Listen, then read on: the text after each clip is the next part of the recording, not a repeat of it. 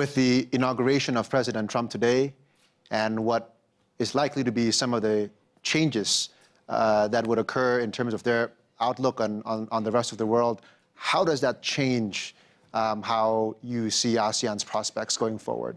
Well, the early indications are that the Trump administration will take a robust view on the foreign policy and security ambitions of the People's Republic of China, and unfortunately on the so-called core interests of China as well. Everybody was struck by the reference made by the nominee Secretary of State Rex Tillerson in his Senate testimony, where he indicated that the United States might wish to consider interdicting access by the People's Republic of China to the reefs, islands that they had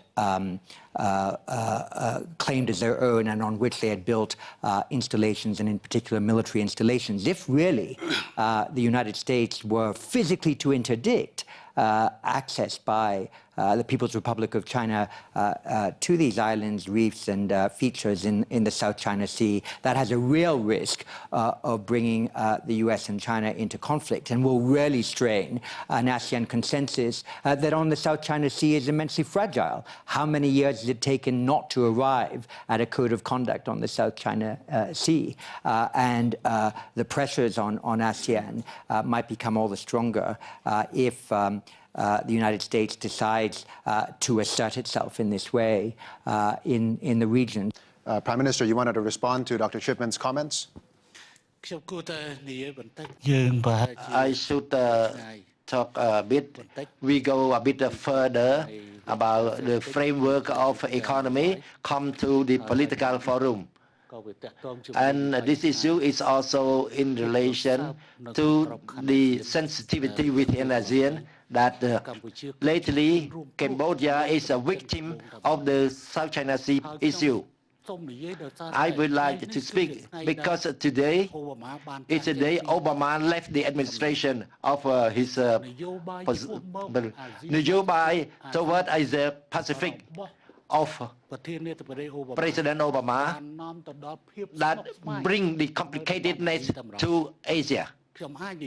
I can say so because it has been 2 times already that has been working in relations to the South China Sea, and this issue has been blamed on Cambodia successively. I encourage the dialogue bilaterally among the relevant countries.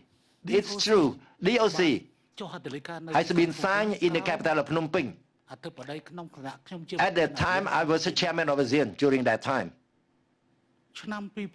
In 2012, the 10th of anniversary of DOC, we are working towards COC. But this dispute has been interfered from outside. If leave it to the relevant country to have dialogue, encourage for the dialogue, that would be good. I say with the purpose to protect the relation.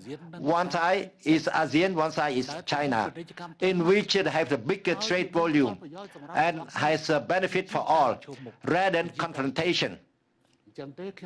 So I do not feel pleased. I criticize that the policy return to Asia, and I appreciate the policy the new president of the Philippines, Duterte. I told the president of the Philippines clearly that during the time he visited Cambodia, America can come. It's up to Philippines because the Philippines is American basis. So, in this region, there is no outside interference. Then we have harmonization within ASEAN and harmonization among ASEAN and partners, that is their neighbors. That's something I needed to talk. It's different from economy, but it also serves economy. The trade volume between ASEAN and China is big. We need to be protected. Pemirsa, sejauh mana pentingnya pembangunan infrastruktur di kawasan ASEAN? Kami masih akan kembali dengan sesi diskusinya berikutnya. Tetaplah bersama kami.